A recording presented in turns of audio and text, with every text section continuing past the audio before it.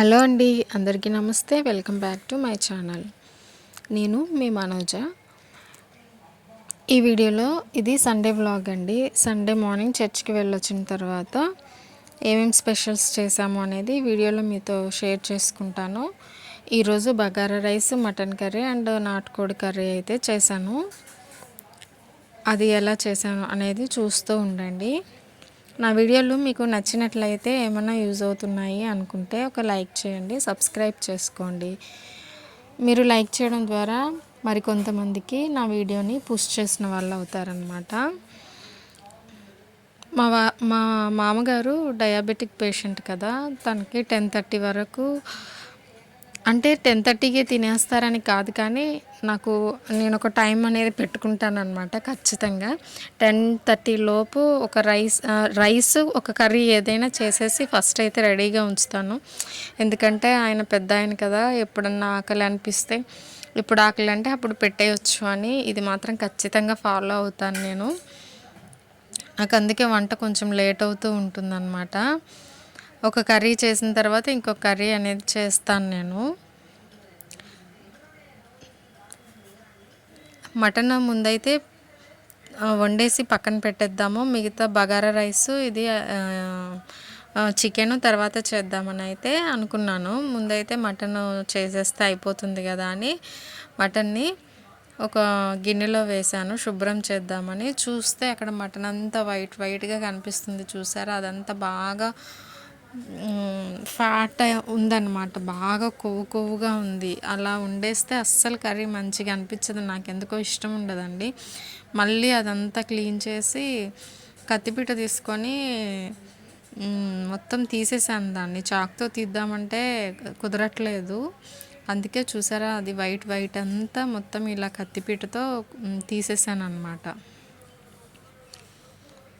మీరు ఎవరైనా ఇలా చేస్తారా? కామెంట్ చేయండి. నేనైతే అసలు ఆ వైట్ అనేది ఉంచను, ప్రతి పీస్ని అట్లా చెక్ చేసి ఆ ఫ్యాట్ అంతా తీసేస్తాను. అసలు మటనే ఆరోగ్యానికి సరిగా మంచిది కాదు, మళ్ళీ అందులో ఇంత ఫ్యాటీగా తీసుకుంటే మన ఆరోగ్యానికి అస్సలు మంచిది కాదు. ఇది డైజెషన్ అవ్వడానికి కూడా చాలా టైం పడుతుంది కదా, అందుకని మటన్ తేవడం తక్కువేలే, కానీ నాకు ఇలా ఉంటే మాత్రం అస్సలు ఇష్టం ఉండదు.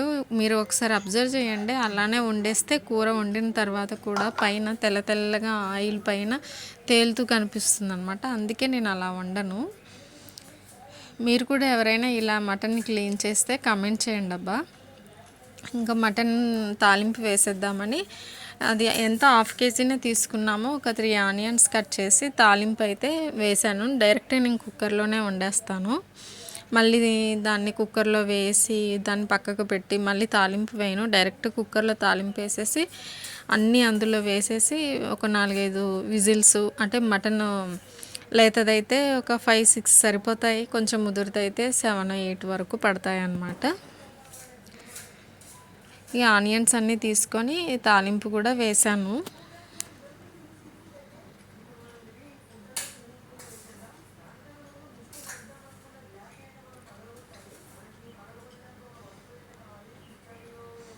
ఒక 4-5 పచ్చిమిర్చి కట్ చేసుకొని అవి కూడా రెడీగా ఉంచుకున్నాను అన్నమాట. ఈలోపు పక్కన రైస్ కూడా అయిపోయింది, అది పక్కకు పెట్టేసి కుక్కర్ పెట్టేశాను. దాన్ని అలా పక్కకు పెట్టేసి కుక్కర్ పెట్టి ఒక 3 స్పూన్ల ఆయిల్ వేసేసి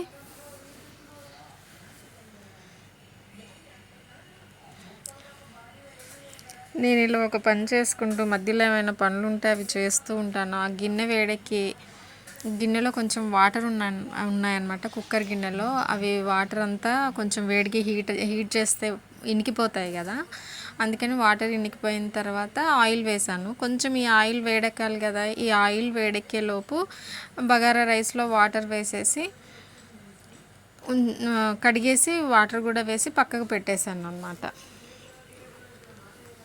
ఇట్లా మనం టైం వేస్ట్ కాకుండా ఒక పని చేస్తూ ఇంకొక పని మనం చేయగలిగే ఆ సరౌండింగ్స్లో అంటే వేరే చోటికి వెళ్ళి ఈ టైంలో ఇప్పుడు బట్టలు ఆరేయడం, వాషింగ్ మిషన్లో బట్టలు వేయడం ఇలాంటి పనులు చేయలేం. కానీ కిచెన్లో చేసుకోగలిగే పనులను మాత్రము మనం కొంచెం ఇట్లా తెలివిగా ఆలోచించుకుంటూ చేసుకుంటే త్వరగా అయిపోతాయి అన్నమాట.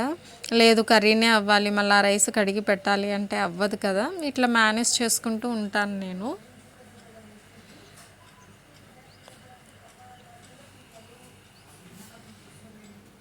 అటు బగారా కోసం రైస్ కూడా అదంటే తాలింపు కూడా రెడీ చేసి పెట్టాను అనమాట. ఒక పక్క అది ఇది రెండు చేస్తున్నాను.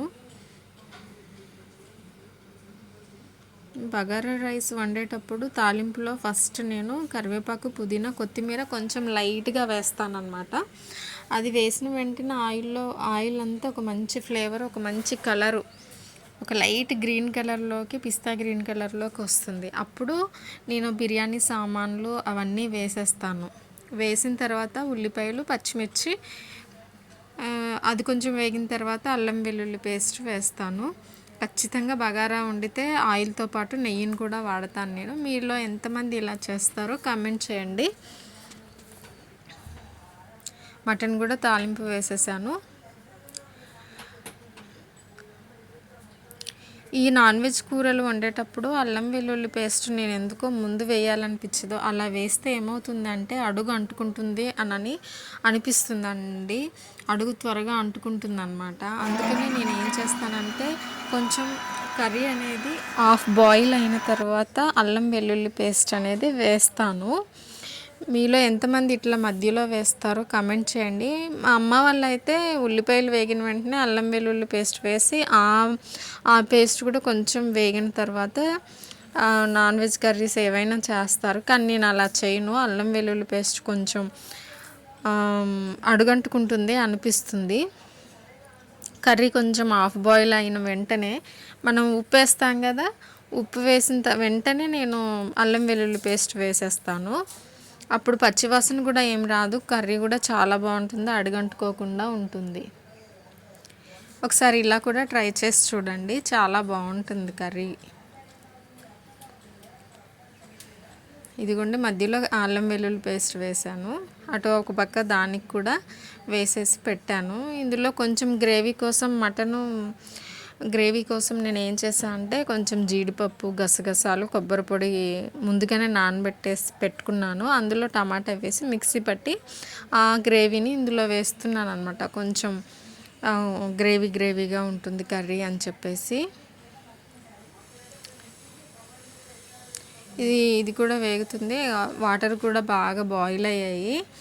అన్నము బగారా రైస్ కూడా కడిగేసి అందులో నానబెట్టుకున్నాం కదా మనం ముందుగానే, అందులో వేసేసాను. ఈ రెండు అయిపోయింది. కుక్కర్ మూత కూడా పెట్టి ఒక 6-7 విజిల్స్ వచ్చే వరకు ఉంచాను.